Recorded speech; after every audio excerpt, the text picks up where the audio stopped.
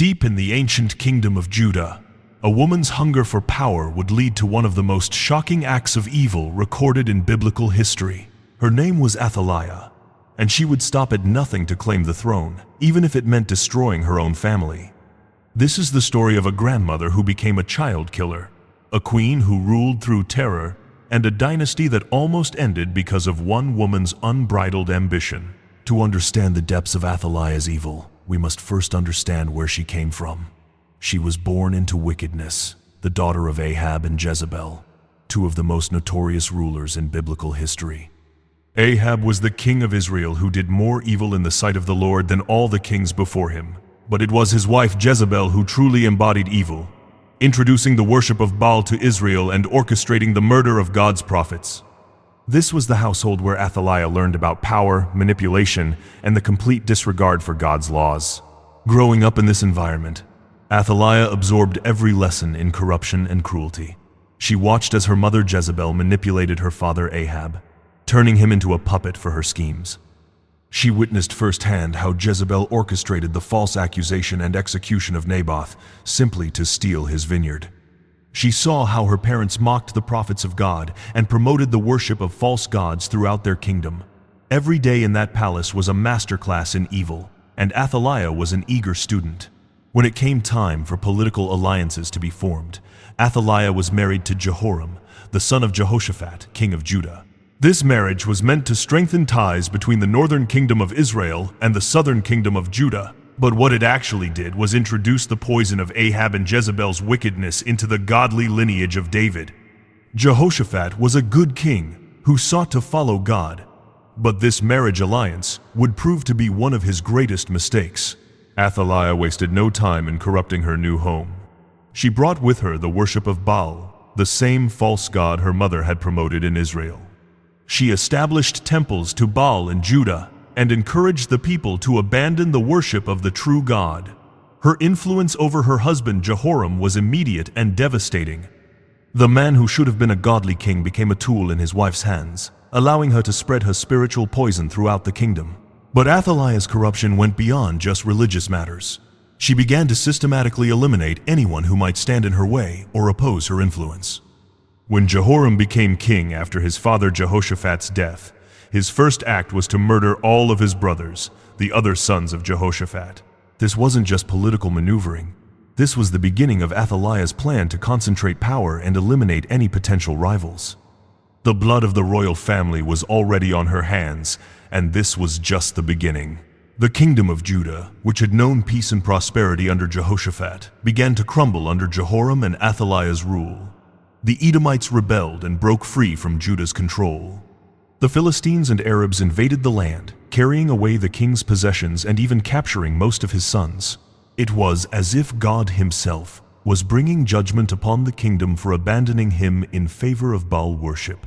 When divine judgment struck Jehoram personally, it came in the form of a horrific disease. The prophet Elijah had sent a letter prophesying that because of Jehoram's wickedness, he would suffer from a severe bowel disease that would cause his intestines to come out. For 2 agonizing years, Jehoram suffered from this condition until he finally died in terrible pain. The Bible records that he died with no one's regret, a shocking statement about a king who had ruled for 8 years. With Jehoram's death, their son Ahaziah became king. But don't think for a moment that Athaliah's influence diminished. If anything, she now had even more control. Ahaziah was young and inexperienced, and his mother had been grooming him for years. The Bible specifically states that his mother was his counselor in doing wickedly. Athaliah was the power behind the throne, pulling the strings and ensuring that her agenda continued to be implemented. Under Athaliah's influence, Ahaziah allied himself with his uncle Joram, the king of Israel and son of Ahab and Jezebel. Together, they went to war against Hazael, king of Syria. This alliance was more than just political, it was spiritual. Ahaziah was walking in the ways of the house of Ahab, continuing the cycle of evil that his mother had brought to Judah. But God's patience with the house of Ahab was running out, and judgment was about to fall. God had already chosen his instrument of judgment, a man named Jehu, whom the prophet Elisha had anointed as king over Israel. with specific instructions to destroy the house of Ahab completely. When Jehu began his divinely appointed mission, he moved with swift and decisive action. He killed Joram, the king of Israel, fulfilling the prophecy against Ahab's house. But Ahaziah, king of Judah, was also there, and because of his alliance with the house of Ahab, he too fell under God's judgment. Ahaziah tried to flee when he saw Joram killed, but Jehu's men pursued him. They wounded him in his chariot, and though he initially escaped to Megiddo, he died there from his wounds. The young king, who had reigned for only 1 year, was dead, killed because of his association with the wickedness his mother had brought into his life. Athaliah's son was gone, but her thirst for power was far from quenched. When news reached Athaliah that her son Ahaziah was dead, most mothers would have been consumed with grief. Most grandmothers would have gathered the remaining family close, seeking comfort in their grandchildren during such a devastating time. But Athaliah was not most mothers. She was the daughter of Jezebel, and she saw her son's death not as a tragedy, but as an opportunity. The throne of Judah was now vacant, and she wanted it for herself. But there was a problem. According to the laws of succession, the throne should pass to one of Ahaziah's sons, her own grandchildren. There were several young princes who were the rightful heirs to the throne of David. These boys represented the continuation of the Davidic line, the promise that God had made to David that his descendants would rule over Judah. They were innocent children who had done nothing wrong except be born into royalty. But to Athaliah, they were obstacles to her ambition. What happened next reveals the true depth of Athaliah's evil. She made a decision that would shock even by the standards of the ancient world, where royal family murders were not uncommon. She decided to kill all of the royal offspring, every single one of her grandchildren. These weren't political rivals or potential threats from other families. These were her own flesh and blood, children who probably ran to her with excitement, who called her grandmother, who trusted her completely. The massacre was swift and brutal. Athaliah ordered the execution of every member of the royal family she could find. Sons, grandsons, and any other male relatives who might have a claim to the throne were systematically murdered. The palace that should have been filled with the laughter of children became a slaughterhouse. The woman who should have been protecting these children was the one ordering their deaths. Think about the horror of this moment. These children probably didn't understand what was happening. They might have been playing when the soldiers came for them. They might have been sleeping in their beds. Some may have been old enough to realize what was happening and pleaded for their lives. But their grandmother, the woman who should have loved them most, had marked them for death. The blood of innocents stained the floors of the palace, and Athaliah stepped over their bodies to claim the throne. But what Athaliah didn't know was that God had a plan to preserve the line of David. In the midst of this horror, one child escaped. His name was Joash, and he was just a baby, probably around 1 year old. When the massacre began, his aunt Jehosheba, who was married to Jehoiada, the high priest, managed to steal him away from among the king's sons who were about to be murdered. She hid him and his nurse in a bedroom in the house of the Lord, keeping him safe from Athaliah's murderous rage. For 6 years, little Joash remained hidden in the temple while his grandmother ruled as queen over Judah. Can you imagine the courage it took for Jehosheba and Jehoiada to hide this child? They knew that if Athaliah discovered what they had done, they would face certain death. Every day they kept this secret was a day they risked their lives. But they also knew that this child represented hope for the future of Judah and the continuation of God's promise to David. Meanwhile, Athaliah ruled as queen, the only woman to ever hold sovereign power over Judah in her own right.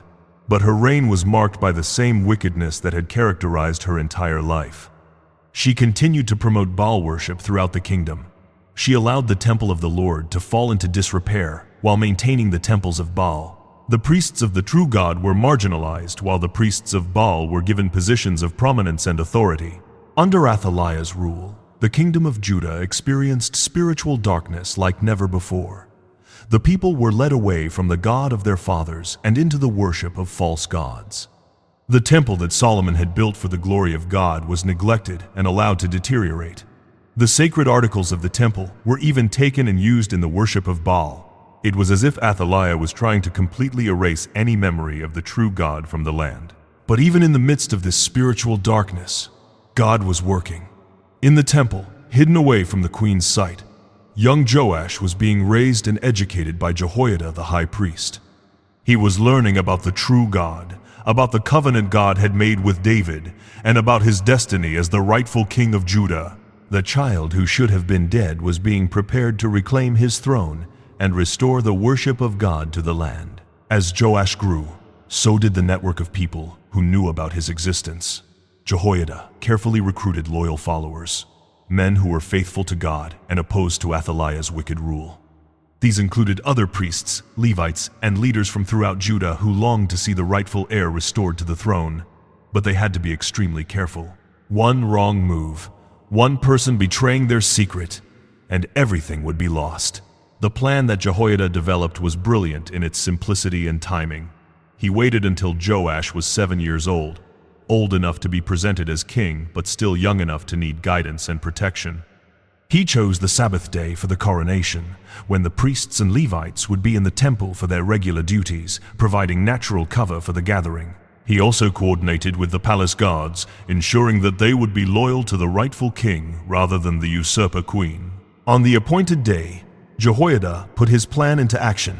He gathered the priests and Levites and revealed to them the existence of young Joash. Can you imagine their shock and joy? Here was proof that God had preserved the line of David, that despite Athaliah's murderous rage, the promise to David would continue. The child they thought was dead was alive and ready to take his rightful place as king. Jehoiada then armed the priests and guards with the weapons that had belonged to King David, weapons that had been stored in the temple. This was highly symbolic, showing that the rightful heir was being armed with the weapons of his ancestor David. He positioned guards throughout the temple and gave strict instructions that anyone who tried to enter the ranks without authorization should be killed. Then came the moment that had been 6 years in the making. Jehoiada brought out the king's son, placed the crown upon his head, gave him the testimony of God's law, and anointed him as king. The priests and people began to clap their hands and shout, "God save the king!" The sound of celebration filled the temple as the rightful heir was finally restored to his throne. But Athaliah heard the noise. She heard the shouting and celebrating, and she knew something was wrong. This wasn't the sound of normal temple worship. This was the sound of a celebration, of people rejoicing about something, filled with suspicion and probably fear. She rushed to the temple to see what was happening. She was about to come face to face with the living proof that her massacre had failed. When Athaliah arrived at the temple, she saw a sight that must have filled her with absolute terror. There, standing by the pillar, as was the custom for kings, was a young boy wearing the crown of Judah. The child she thought she had killed was alive and being crowned as king. The priests and people were celebrating around him, clearly acknowledging him as their rightful ruler. Her carefully constructed reign was crumbling before her eyes. In that moment, Athaliah realized that her greatest fear had come to pass. Despite all her efforts, despite the blood of innocents on her hands, the line of David had survived. The child she had tried to murder was alive and claiming his rightful throne. Her illegitimate reign was over, and she knew it. The woman who had shown no mercy to her own grandchildren now found herself at the mercy of others. Athaliah's response was pure panic and rage. She tore her clothes and cried out, "Treason! Treason!" But her words fell on deaf ears. The people had already chosen their king, and it wasn't her. The priests and guards who should have been protecting her were now protecting the rightful heir. She was alone, isolated, and powerless for perhaps the first time in her life. Jehoiada then gave the order that sealed Athaliah's fate. He commanded that she be taken from the temple and killed, but not within the sacred precincts. Even in dealing with this wicked woman, they showed respect for the house of God by not shedding blood within it. The guards seized her and brought her to the palace, to the entrance of the horse gate, where she was executed. The death of Athaliah marked the end of one of the darkest chapters in Judah's history. The woman who had brought Baal worship to Judah, who had murdered her own grandchildren for power, who had ruled through fear and intimidation, was finally brought to justice. Her reign of terror was over, and the rightful king was on the throne. But the restoration wasn't complete with just Athaliah's death. Jehoiada led the people in making a covenant between themselves, the new king, and the Lord, that they would be the Lord's people. This was a formal rejection of everything Athaliah had represented, and a commitment to return to the worship of the true God. The people then went to the temple of Baal and tore it down completely. They broke the altars and images in pieces, and killed Mattan, the priest of Baal, before the altars. The cleansing was thorough and decisive. Every trace of Baal worship that Athaliah had established was removed from the land. The temples were destroyed, the priests were killed, and the people recommitted themselves to following God. It was as if the kingdom was being purified from the spiritual poison that had infected it during Athaliah's reign. Young King Joash, under the guidance of Jehoiada, began the work of restoration. The temple of the Lord was repaired and restored to its former glory. The proper worship of God was re-established, and the priests resumed their rightful duties. The kingdom that had been led into darkness was brought back into the light of God's truth. The story of Athaliah serves as a powerful reminder of how evil can corrupt and destroy, even within families. Here was a woman who was willing to murder her own grandchildren for the sake of power. She shows us what happens when ambition becomes more important than love, when political goals matter more than family bonds, and when the desire for control overrides all moral boundaries. But Athaliah's story also demonstrates the sovereignty and faithfulness of God. Despite her best efforts to destroy the line of David, God preserved a remnant. The promise he had made to David that his descendants would rule over Judah was not broken by one woman's evil schemes. God's purposes cannot be thwarted by human wickedness, no matter how thorough or brutal it might be. The preservation of Joash also shows us God's heart for the innocent. While Athaliah was murdering children for her own gain, God was protecting one child who would grow up to restore righteousness to the land. The baby who escaped her murderous rage became the instrument of God's justice and restoration. Sometimes God's greatest victories come through the smallest and most vulnerable among us. Furthermore, Athaliah's downfall reminds us that evil may seem to triumph for a time, but it cannot stand forever. For 6 years she ruled as queen, and it might have seemed like her wickedness had won. But God was working behind the scenes, preparing the day of reckoning. Justice may be delayed, but it will not be denied. The courage of Jehoshaphat and Jehoiada also provides a powerful example of faithfulness in dark times. When evil seemed to have complete control, they risked their lives to preserve hope for the future. They show us that even when we're surrounded by wickedness, we can still choose to do what's right, even if it costs us everything. Finally, the response of the people when Joash was revealed shows us the power of hope. When they saw that the rightful king was alive, they immediately rallied to support him. They had been living under Athaliah's oppression, but they had never stopped longing for something better.